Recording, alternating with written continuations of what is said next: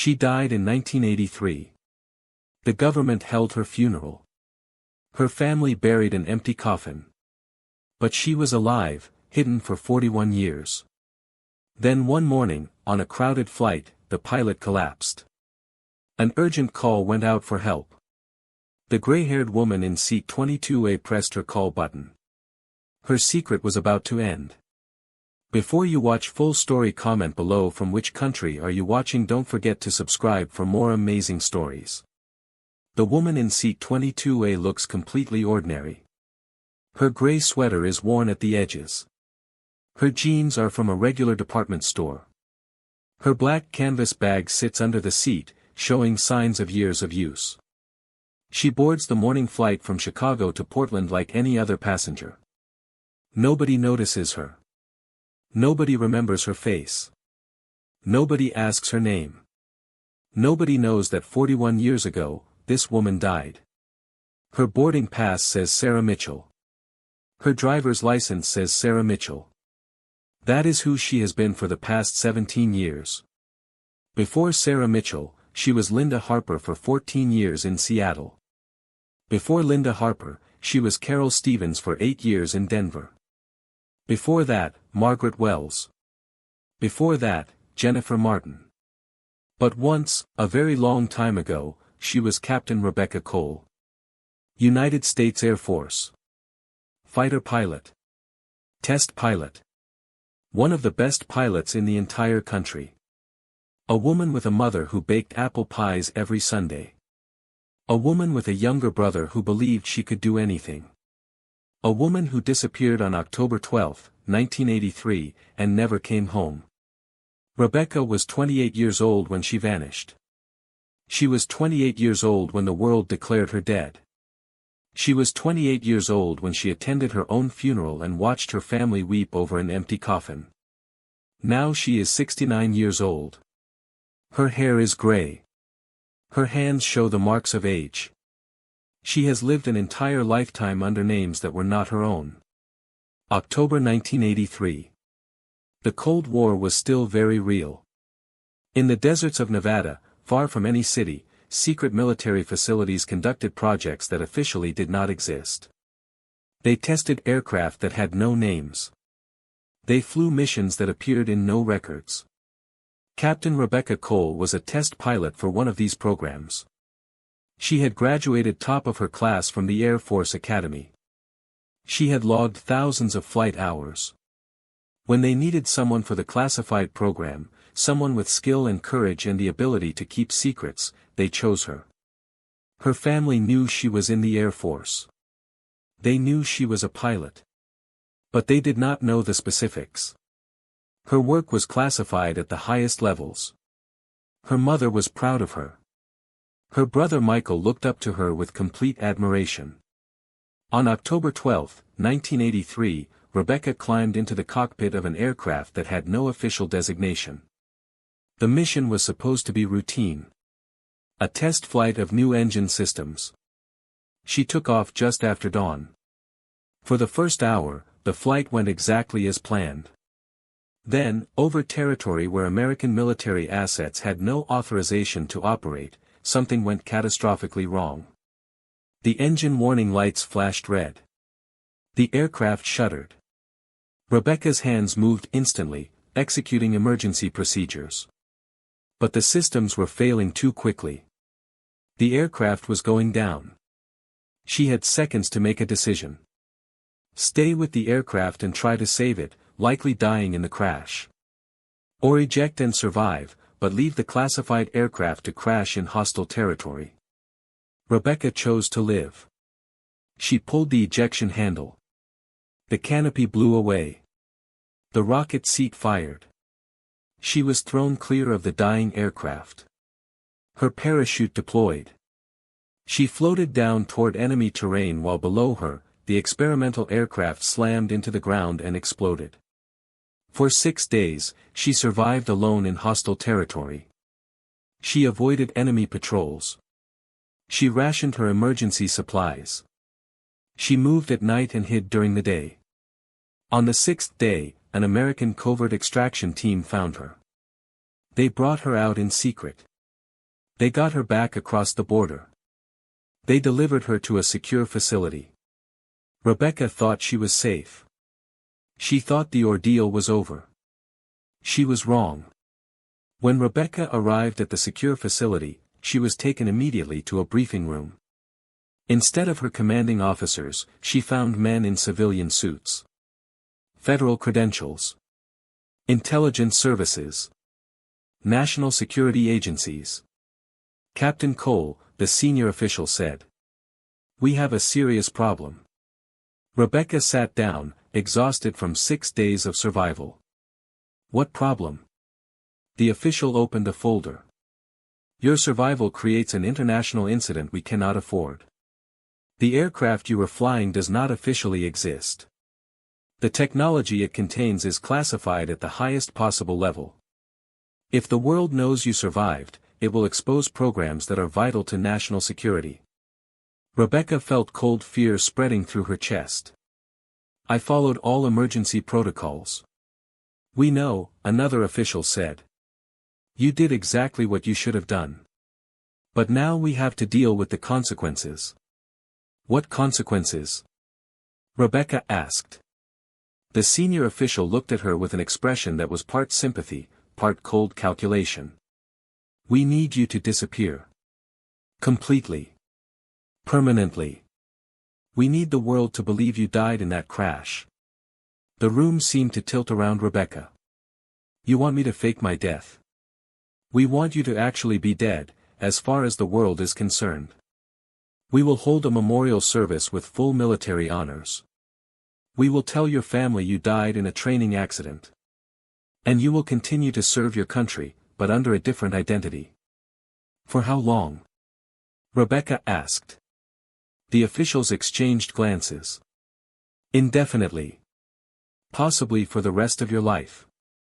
"You're asking me to let my family think I'm dead," Rebecca said slowly. "You're asking me to give up my entire identity. We're asking you to make the ultimate sacrifice for your country. You would continue to serve. Your work would be vital. But you could never be acknowledged." "And if I refuse?" Rebecca asked. The official's expression hardened. "Then we cannot allow you to exist publicly and compromise national security. One way or another, Captain Rebecca Cole ceases to exist." It was not really a choice. Rebecca thought about her mother. About her brother. About the life she had built. Then she thought about the pilots who would fly aircraft developed from the technology she tested. About the operations that would be compromised if the programs were exposed. She had sworn an oath to serve her country. "How long do I have?" she asked quietly. 3 weeks. Then we hold the memorial service. And Rebecca Cole is officially dead. 3 weeks later, on a cold November morning in 1983, the Air Force held a memorial service for Captain Rebecca Cole at Arlington National Cemetery. Full military honors. Color Guard. 21-gun salute. A flag-draped coffin carried by fellow officers. The coffin was empty except for weights to make it feel real. Rebecca's mother sat in the front row, dressed in black, holding a folded American flag. She cried throughout the ceremony. Michael, Rebecca's brother, was 25 years old. He stood beside their mother, his arm around her shoulders. His face was set in rigid control, but his eyes were red.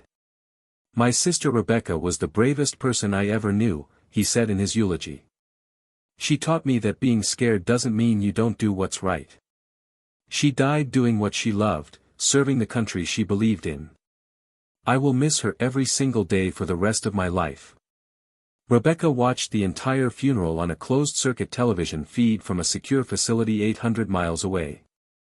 She sat alone in a locked room with 2 guards outside. She watched her mother sob. She watched her brother struggle through his eulogy.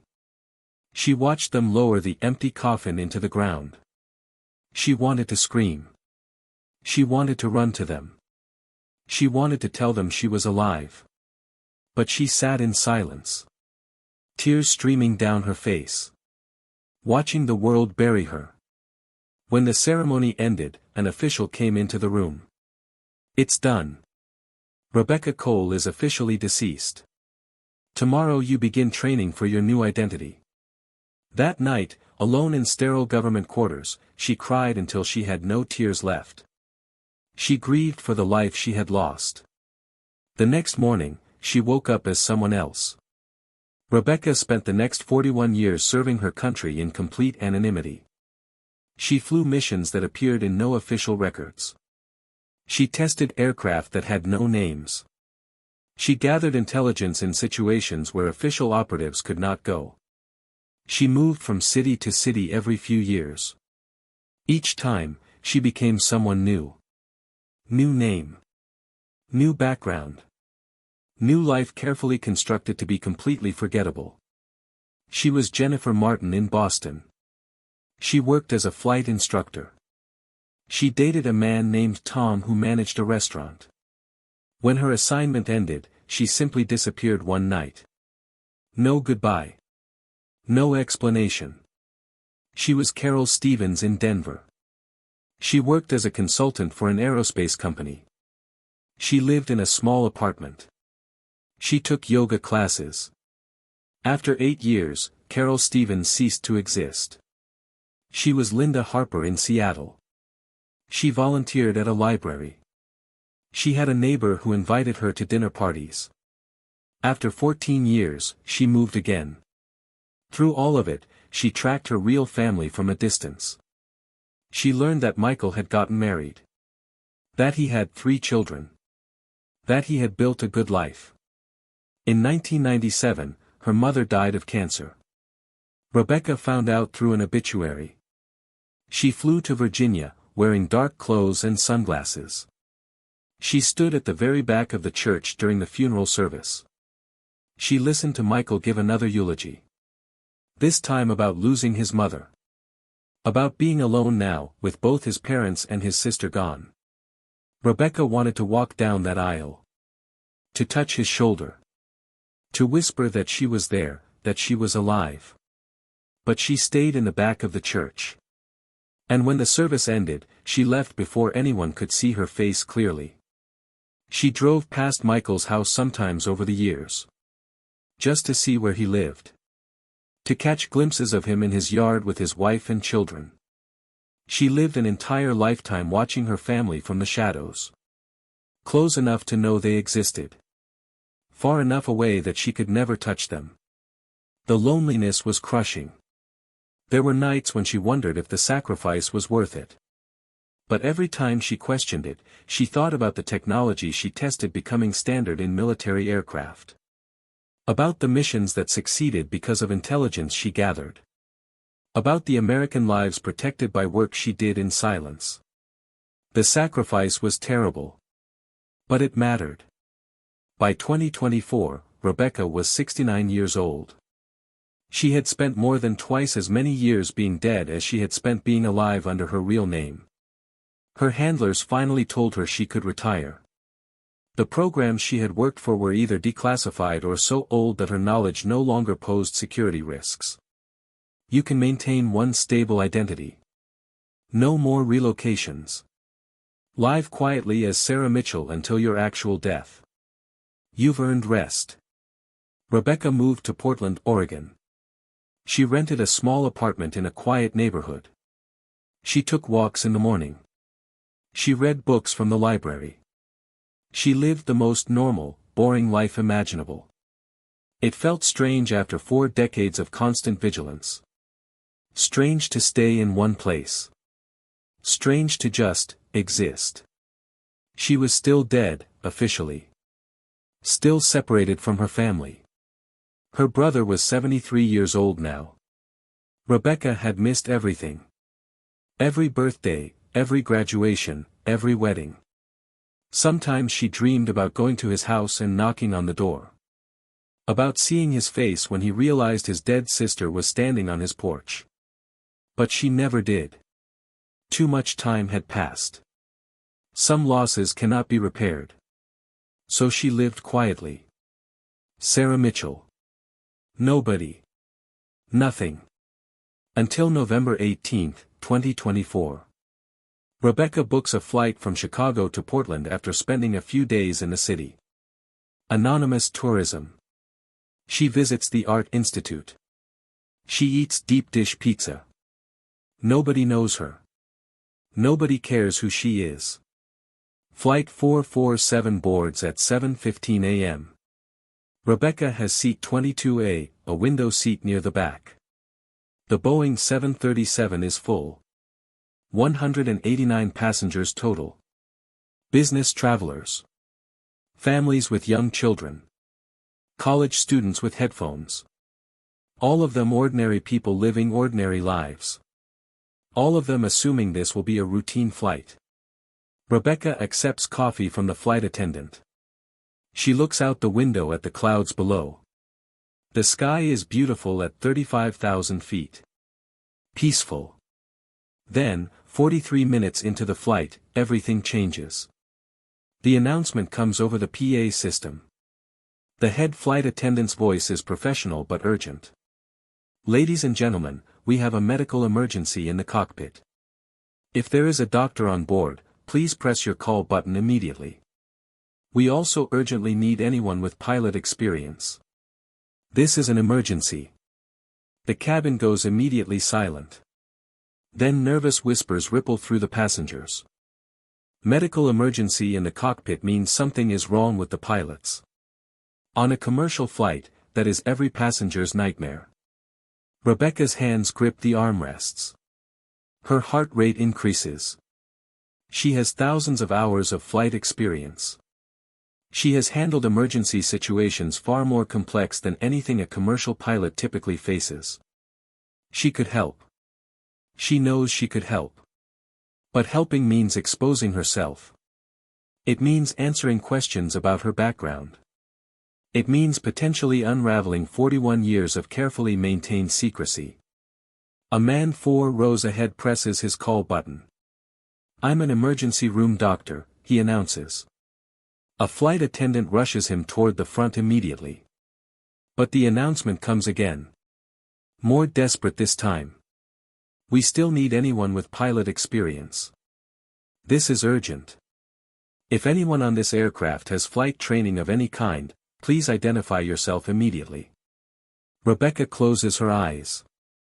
She thinks about her brother. About her mother's funeral. About 41 years of sacrifice. Then she thinks about 189 people on this aircraft. About families who want to go home.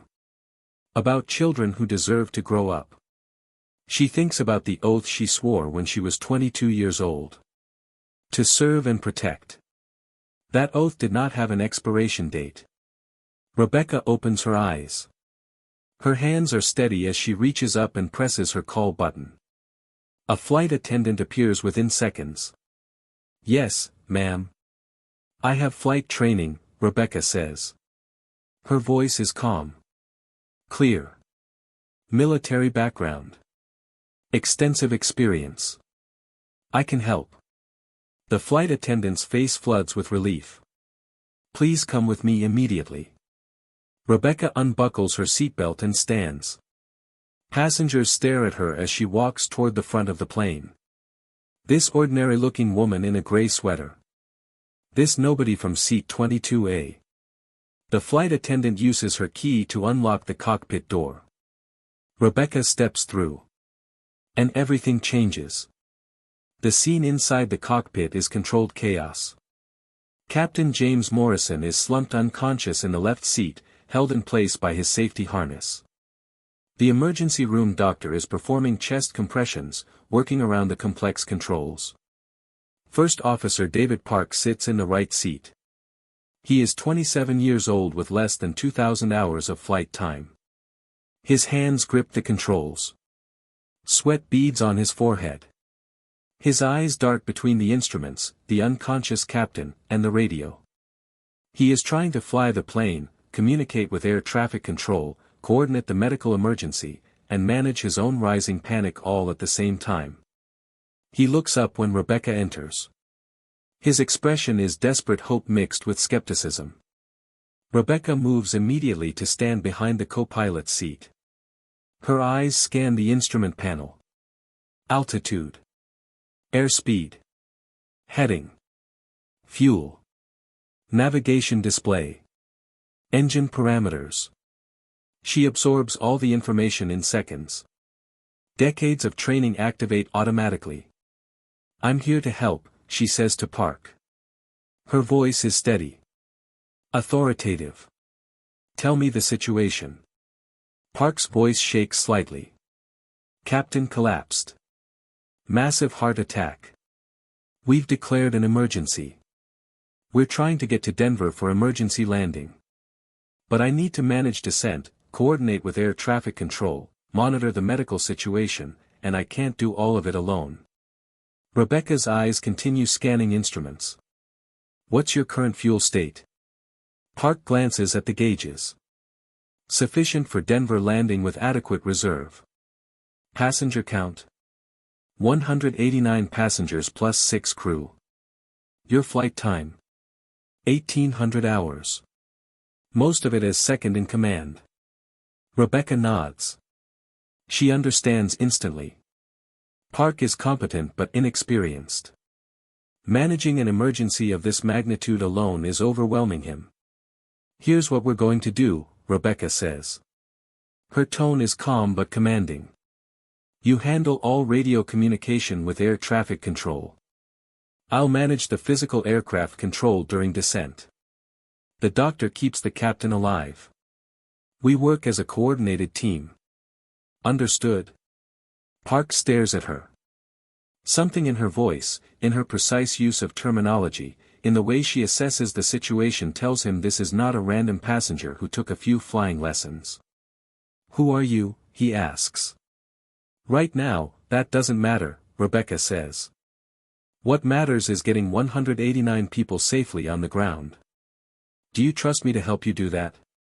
Park looks at her for one more second. Then he decides. "Yes. Please help." Rebecca's hands move to the controls.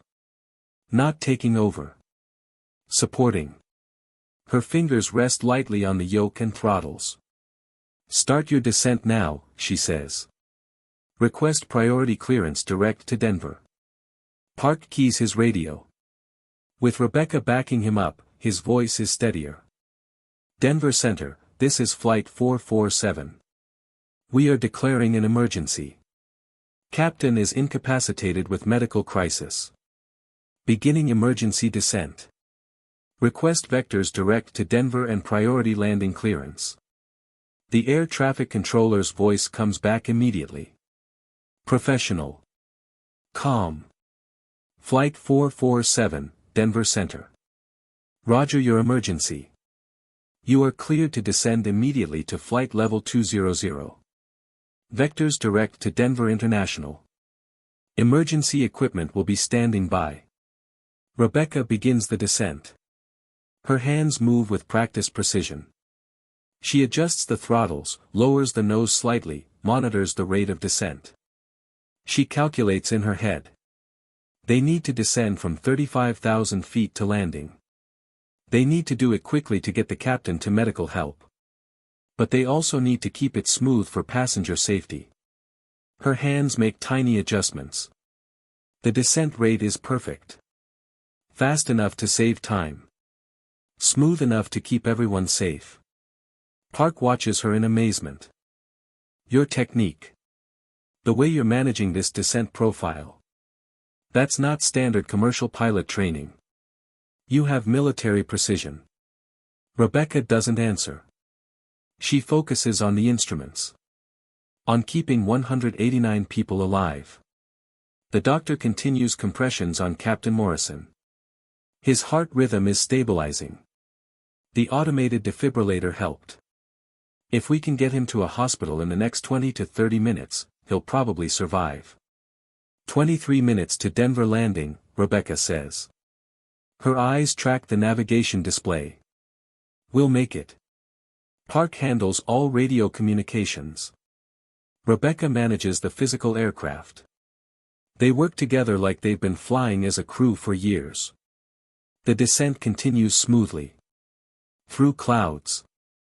Through changing air pressure. Through the complex approach to Denver International. At 10,000 feet, Park takes primary control for the approach and landing. But Rebecca stays right there, her hands ready on the controls. "You're doing great," she tells him. "Stay calm. Trust your training." The runway appears ahead. Emergency vehicles line both sides. Lights flashing. Ambulances ready. Park flies a perfect approach. His hands are steady now. Having Rebecca's backup has given him the confidence to do what he was trained to do. The main wheels touch down smoothly. The nose wheel settles. The aircraft rolls out on the runway. Park applies brakes and brings the plane to a complete stop. Emergency medical teams rush aboard immediately. They take over care of Captain Morrison, moving him carefully to a waiting ambulance. Throughout the cabin, passengers applaud. They don't know how close they came to disaster. They just know they're safe on the ground. Rebecca stands in the cockpit, her hands finally shaking now that the adrenaline is wearing off. She just saved 189 lives. She also just exposed herself after 41 years of hiding. Park turns to her. His face is full of gratitude and questions. "You saved all of us. That descent, the way you handled everything, who are you really?" Before Rebecca can answer, she sees them. Two men in dark suits standing in the cockpit doorway. Federal agents. Their credentials identify FBI. Behind them is another man. Department of Defense Intelligence. Rebecca's 41 years of being dead just came to an end. Her heart sinks. She knows what comes next. They take Rebecca to a secure room at Denver International Airport. The FBI agents sit across from her at a plane table. The Department of Defense intelligence officer stands near the door. "Ma'am, we need to ask you some questions," the lead FBI agent says. "Your assistance during that emergency was remarkable. The co-pilot reported that you demonstrated flight expertise that far exceeds normal civilian training. We need to understand your background." Rebecca sits with her hands folded on the table. "My name is Sarah Mitchell. I live in Portland, Oregon. I'm retired." "Retired from what?" the FBI agent asks. The Department of Defense officer steps forward. He pulls out a tablet computer and sets it on the table. "Ms. Mitchell. Or should I say, Captain Cole?" Rebecca's breath catches. On the tablet screen is a photograph from 1983. Her. 28 years old. Air Force dress uniform. Smiling with confidence and youth. Below the photo, Captain Rebecca Cole, USAF. Declared killed in action, October 1983. Classified circumstances. Facial recognition software gives us a 96% probability match, the DoD officer says quietly. Accounting for 41 years of age progression. Captain Rebecca Cole was declared dead in October 1983. "But you're not dead, are you?" Rebecca stares at the photograph of the woman she used to be. Tears well in her eyes. "I can neither confirm nor deny any classified information," she whispers. The FBI agent leans forward. His voice is gentler now. "Ma'am, if you are Captain Rebecca Cole, you've been presumed dead for 41 years. Your family held a funeral. Your mother passed away in 1997, believing you died. Your brother is 73 years old. He still keeps your photograph on his mantle. If you're alive, if you've been in deep cover all this time, we need to know. Not to punish you, but to help you." Something breaks inside Rebecca. 41 years of held-back emotion suddenly crashes through. "They told me I had to stay dead," she says, her voice cracking. "After the crash. After I survived. They said my existence would expose classified programs. That it would create international incidents. That lives depended on me disappearing. So I did. I let them hold a funeral. I watched my mother cry over an empty coffin. I've been alive for 41 years while everyone who loved me thought I was gone. The room is completely silent. The DoD officer's expression softens.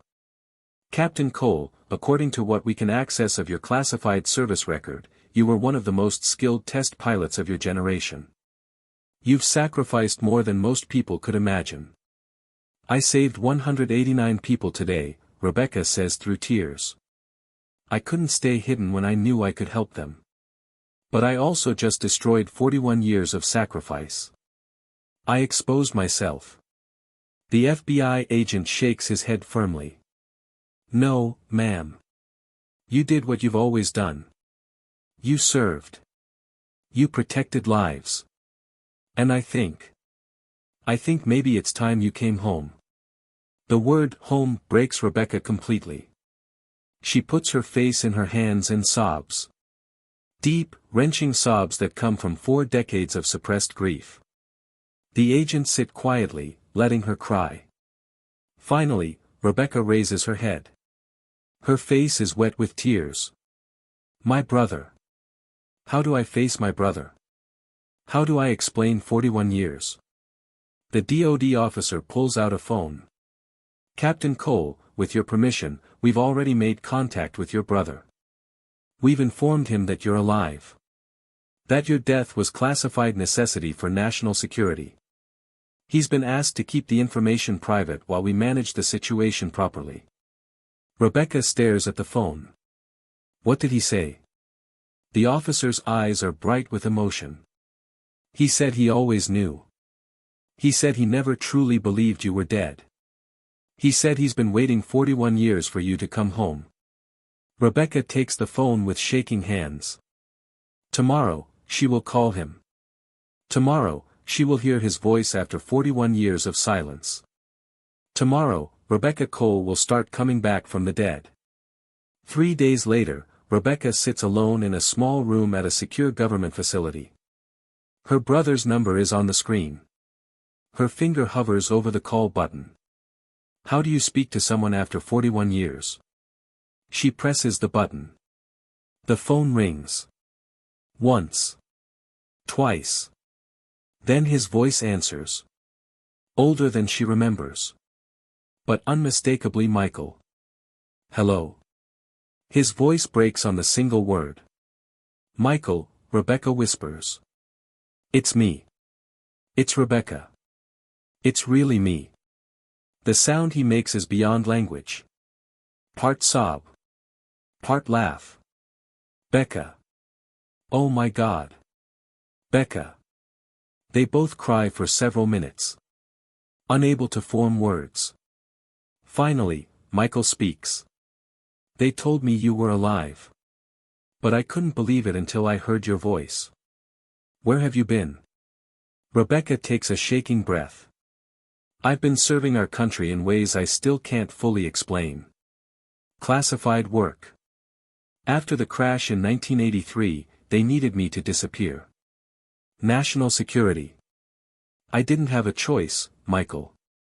I had to let you think I was dead. For 41 years, Michael says. Not accusing. Just trying to comprehend.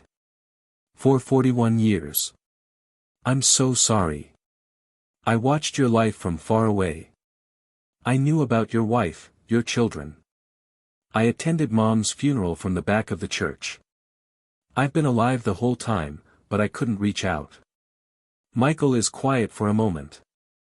Then, Mom never stopped believing you were a hero. She would understand, Becca. And I have so many questions. But right now, all that matters is that you're alive. You're really alive. They talk for 3 hours. Rebecca tries to explain 4 decades of silence. Michael tells her about his life. About his wife Anna, who he married in 1987. About his 3 children, David, Sarah, and Michael Jr. About his 5 grandchildren. About all the family Rebecca has missed. They want to meet you, Michael says. My kids. They grew up seeing your photograph. Hearing stories about their aunt who died a hero. When I told them you were alive. Becca, they cried. They want to meet you so badly. Rebecca cries again. I want to meet them too. I want to know your family. I want to be part of your life again, if you'll let me. If I'll let you. Michael's voice is fierce through his tears. Becca, you're my sister. You've been gone 41 years, but you're still my sister. We're going to figure this out together. When they finally hang up, Rebecca sits holding the phone against her chest. After 41 years, she has made contact with her family. After 41 years, she is starting to come home. 2 weeks later, federal agents arrange a private meeting. Security is tight. Privacy is guaranteed. Just family. Rebecca walks into a small conference room at a secure facility in Virginia. Her legs shake with every step. Michael is already there. He stands when she enters. He is 73 years old now. His hair is completely white. His face is lined with age. But his eyes are the same eyes she remembers. They stare at each other for a long moment. 41 years of separation hanging between them. Then Michael crosses the room in 3 quick steps and pulls her into a hug. He holds her tightly. Like he is afraid she will disappear again. You're really here, he says. You're really here. Rebecca hugs him back just as tightly. I'm here. I'm so sorry, Michael. Don't apologize. You served our country. You did what you had to do. I'm just grateful you're alive. They sit together for hours. Rebecca tells him what she can about her 41 years. The different identities. The missions she flew. The sacrifice of living as someone else for so long. Michael shows her photos on his phone. His wedding to Anna. His children as babies, then kids, then teenagers, then adults. His grandchildren. 41 years of family history that Rebecca missed. I want you to meet them, Michael says. Anna knows everything. The kids know. They all want to see you. Over the next few months, Rebecca slowly integrates back into her family. She meets Michael's wife Anna, who welcomes her with tears and warmth. She meets his 3 adult children, who hug their long-dead aunt and ask a million questions. She meets her grandnieces and grandnephews. Children who call her Aunt Becca and accept her presence with easy adaptability. It is strange and wonderful and painful all at once. She has missed so much. But she is here now. Finally allowed to be Rebecca Cole again. 1 year after the emergency landing, Rebecca attends a private ceremony at the Pentagon. Only people with the highest security clearances are present. They present her with medals that will never be public. Commendations for missions that remain classified. Formal acknowledgement of 41 years of service that most Americans will never know happened. Captain Cole, the senior officer says, you have served your country with extraordinary dedication and sacrifice. Your contributions to national security have been invaluable. Rebecca accepts the medals with tears in her eyes. After 41 years, someone is finally saying thank you. But the ceremony that matters more happens the following weekend. At Michael's house in Virginia. Sunday dinner. The whole family gathered around a large table. Michael's wife Anna. Their 3 children with their spouses. 5 grandchildren ranging from age 6 to 16. And Rebecca. Aunt Becca. The woman who came back from the dead. They eat pot roast and mashed potatoes. The grandchildren ask Rebecca questions about being a pilot. About flying fast planes. Michael's oldest daughter, Sarah, named after the sister her father thought was dead, asks the hard question. Aunt Becca, did it hurt? Being gone for so long. Missing everything. Rebecca is quiet for a moment. Then she nods. Yes. It hurt more than I can explain. I missed your dad's wedding. I missed watching you grow up. I missed your grandma's last years. I lost 41 years that I can never get back. But you did it for our country, Michael's youngest son says. You made that sacrifice to protect people. Yes, Rebecca says. I did. And I would do it again if I had to. But I'm very, very grateful I don't have to anymore. Michael raises his glass. To Becca. Who gave up everything to serve her country. Who saved 189 lives when she could have stayed hidden. Who finally came home. Everyone raises their glasses. To Aunt Becca. Rebecca looks around the table. At faces that share some of her features. At family connections that survived 41 years of absence. At the life she thought she had lost forever. She is 70 years old now. Her hair is gray. She has lived an entire lifetime under false names in anonymous cities. But she is home now. She is Rebecca Cole again. She has family who knows her real name and loves her. That night, after dinner, Rebecca and Michael sit on his back porch. The grandchildren play in the yard. I kept your photo on my mantle for 41 years, Michael says quietly. Every holiday, every birthday, I would look at that photo and talk to you. Tell you what was happening. Even though I thought you were dead, I still talked to you.